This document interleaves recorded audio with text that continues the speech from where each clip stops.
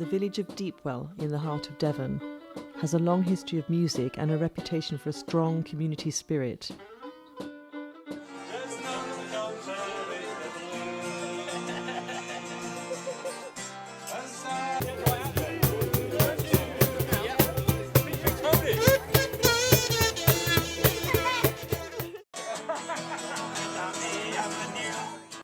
I made a visit to Deepwell and saw that had all changed when local resident Anders Edlund wrote a successful autobiography. In it, he makes a controversial call to arms. A bleakness seemed to descend, local residents were leaving and tourists arriving in their hordes. Anders agreed to meet me and give his very first interview. So Anders, clearly Seeing the Mermaid was the inspiration for writing your autobiography, but could you tell us a little bit more about it? Only that I don't consider myself the author, merely the vessel. The inspiration came from elsewhere. I can't tell you where, I don't know myself. I felt spellbound, and I didn't sleep for 40 hours while I wrote it, in one tiring session. For many years I searched for some kind of meaning in my life. There was a great feeling of being lost and alone. I took a genetic test to find out my ancestry, and it's almost 100% Scandinavian. So it's just a fun hobby then, isn't it? You know. It's real life. This is 100% genuine. Well, what's going to happen then? What's the plan? I imagine some kind of uprising would probably take place. We'd have to sort the police out first. They've got guns, but we've got axes and shields, so it's fine. So you've envisaged violence? We'd rather take over by peaceful means. Take over what? Government. We feel that there's a great deal of prejudice against Viking type people, especially men with beards, Viking beliefs. Too many vegetarians and vegans. You need red meat in your diet. I mean, you really do. You can't be strong otherwise. The hat's more a symbolic representation. Of course, it's not a real helmet. It's a hat, but it symbolises the spirit, the culture, the history of my people. Yeah, but Anders, I don't mean to be rude, but you do look a bit of a prat in it, you do. I've had to weather comments like that for most of my life. Get your hair cut, trim that beard, and it just flies off me. I'm oblivious to it now. So what's the reaction from your friends then when you do you share them all this? Do they take the mickey out of you? Or? My friends, they are entitled to their own opinions. Most of them are Christians and they cannot understand it, but equally, why should their religion be any more real than mine is? I think that everyone has their own beliefs and they're entitled to them. Whether anyone else agrees with them or not, that doesn't really matter to them, does it? As long as you're happy with what you believe in. I heard there was going to be an invasion though. There was going to be an army of Vikings coming back and invading an island. Do you support that? That's just what they say, you know. And the biggest draw home was probably the beers. I was invited by Nigel Jones, a local postmaster, into his home to discuss his growing concerns and fears over what appeared to be a cult. Americans coming over suddenly want to find their Norse roots. Noses up against your window. God's sake. There's always been a really nice quiet village up until now. Until, you know, Anders. Well, I guess the scariest thing is this kind of, I don't know, pseudo-terrorist sect idea they're setting up. They're going to invade an island or something. I just wish they'd get on with it and get out of here and leave us alone.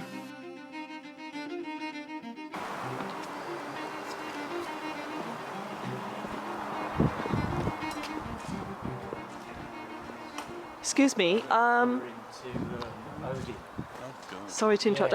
I'm making a documentary about Anders Edlund, and I wonder if you had an opinion about him and his autobiography. Yeah. And what he's done to this village. That's helping? Sorry, I beg your pardon? I mean, this is ridiculous, isn't it? I mean, you're feeding right into their hands. You know, when government fails society, you have these vacuums form, don't they? And these idiotic fairy tales come into play. It's what happened with Hitler in the 30s, and what happened again. That's nothing to do with it. It's ridiculous. Okay, thank you.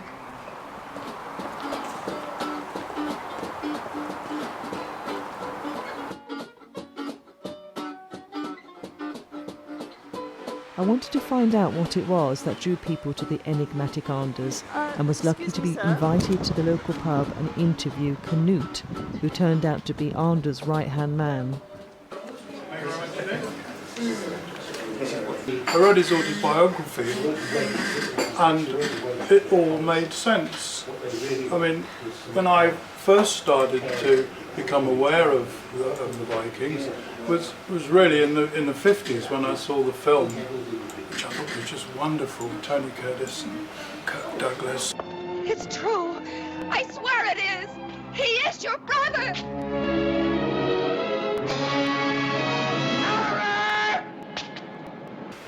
So it just really strengthened my interest and my feelings. Somewhere in my genes there was some Viking blood somewhere.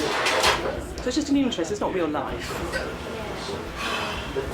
Well, yeah, but what is real life, really, you know?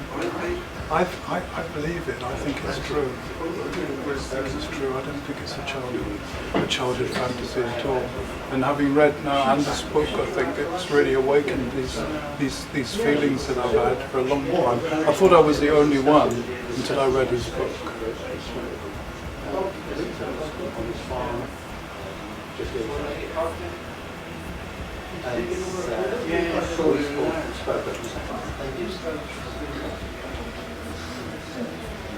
I think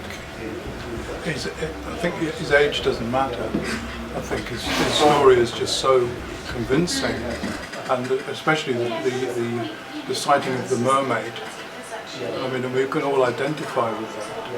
And what we're thinking is we're going to go back up to Northumberland and take over an island up there and have our own commune where we will worship Odin and we will go back to polygamy. I'm not sure that Anders is very much in favour of polygamy at the moment, but I think he'll come round and sees the advantages of it. You don't look like a Viking. Are you not one of the fans then of Anders? Well, I've heard a lot about him. I'm sort of starting to get into it and that lot. I mean, I've recently just bought myself a nice cow horn. I'm going to turn it into a nice sort of drink holder, whatever they're really called. I don't really know much about them, but I would really like to get involved and just put my part into it and just help out as much as I can, really. That's how I've always felt about it. And I hope he does well, and I hope he keeps doing well, because we need him here. It's someone we can't lose. And if we do, then what have we got? We've got nothing. Just emptiness. We need Anders. I'm prepubescent, so I can't seem to grow much, and it upsets me because it is cool, and it's getting wider and wider. But hopefully, one day I hope to be exactly like Anders.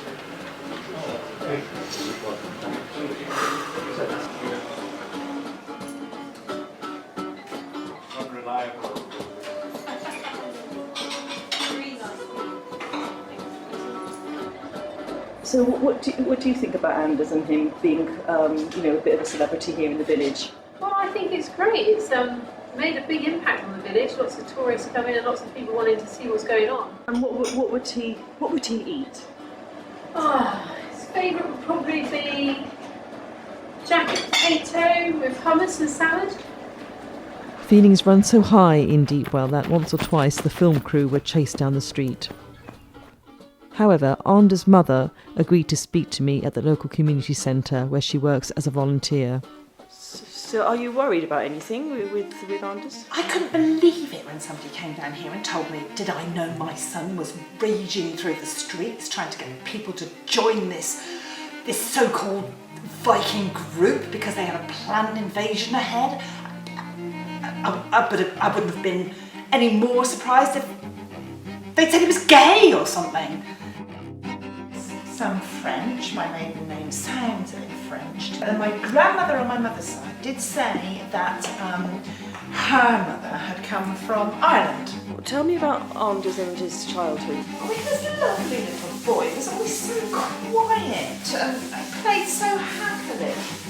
I mean, he wasn't really what you would call adventurous.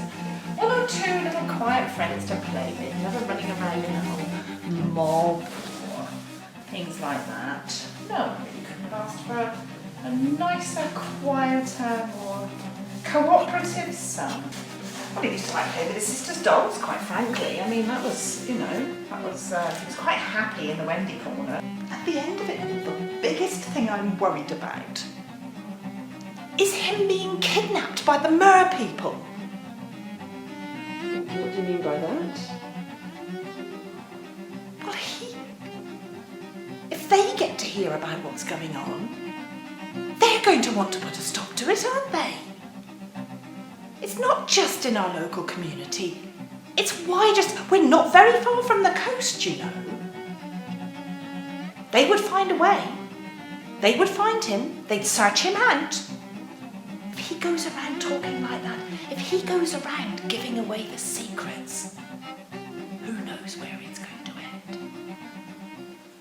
But the police won't listen to me. I don't know who to turn to. Do you think the Coast Guards would be interested? We set sail from York down the Ouse and rode on the sea for several days. A storm took us by surprise on the 5th day, and the weather was horrible. Wind, huge waves.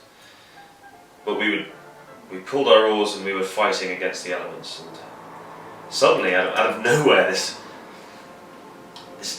thing is gliding through the water, this silvery apparition, I suppose, and reared up, and it was a woman, but a mermaid, obviously, half woman, half fish, and she captivated me utterly. The effect was so profound that I had to reconstruct what I saw. Her name is Freya. Nobody actually believes that mermaids exist, surely. Well, they can believe what they want to believe, but I know what I saw. I know what I saw. And that looks like what you actually saw? A spitting image. Really? Really. I can't explain. Oh, all this talk about being a Viking. You get seasick, for goodness sake.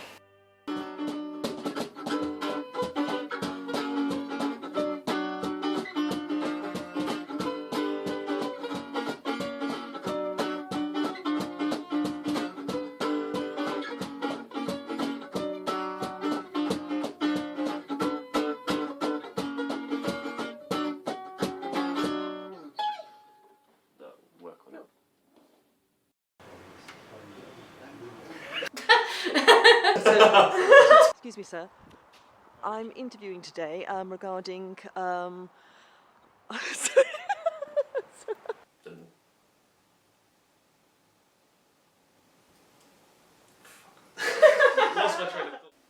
don't know where it's all going to end.